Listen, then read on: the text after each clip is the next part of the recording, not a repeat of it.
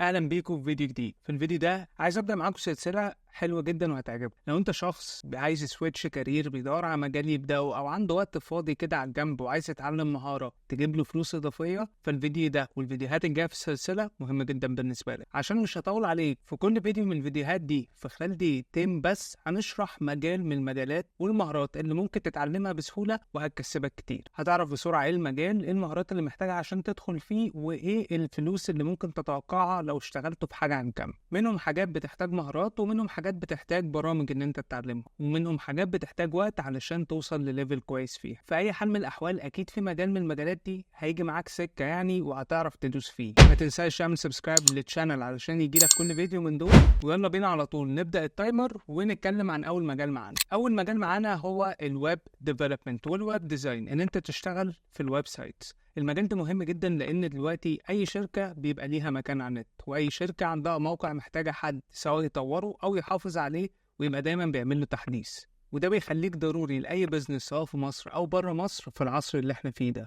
طب انت محتاج ايه عشان تبدا في المجال ده وتشتغل فيه؟ محتاج تتعلم لغتين بالظبط، HTML و CSS، وهم بساط جدا. لو هنتكلم على لغات البرمجه فال HTML وال CSS يعتبروا البيبي ستيبس، اول خطوه هتاخدها اللي ممكن بعد كده تبني عليها. ولو دخلت على المواقع اللي عاملاها جوجل وابل علشان تعلم الاطفال الديفلوبمنت هتلاقيهم بيعلموهم اللغات دي، فهي حاجه بسيطه جدا مش هتحتاج اي مجهود ولا خبره سابقه. كمان هتلاقي موارد مجانيه وكورسات ببلاش موجوده في كل حته. طب الموضوع ده بيكسب قد ايه؟ الموضوع ده من الوظائف اللي بتدفع كويس قوي هنا في مصر، سواء شغال في شركه مصريه او شغال في شركه بتعينك مع ناس بره. وكمان لو اشتغلت بره مرتباتك هتدخل في ارقام تانية خالص وهتقبض بالدولار. وعد بقى يا معلم، الموضوع في مصر بيوصل من انت ممكن تبدأ ب15,000 وتفضل تطلع بقى على حسب سنين خبرتك والجودة بتاعتك.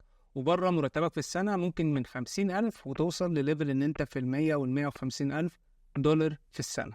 السبونسر بتاع الحلقة دي هو ديزاينر وير دوت ستور، براند لا بدأتها مع ديزاينرز منكم انتوا. ادخل بسرعة على اللينك اللي في الديسكربشن هتلاقي خصم 30%، تيشيرتات بديزاينات تحفة جدا من ديزاينرز جامدين جدا جدا، فما تضيعش وقت والحق الخصم قبل ما يروح على اخر الشهر ده تحت في الديسكربشن. يلا ارجع للفيديو. وبكده نكون خلصنا كلام عن الويب ديفلوبمنت. مش عارف بقى انا عديت دقيقتين ولا لا، بس اتمنى ان انا اكون ما عديتهاش.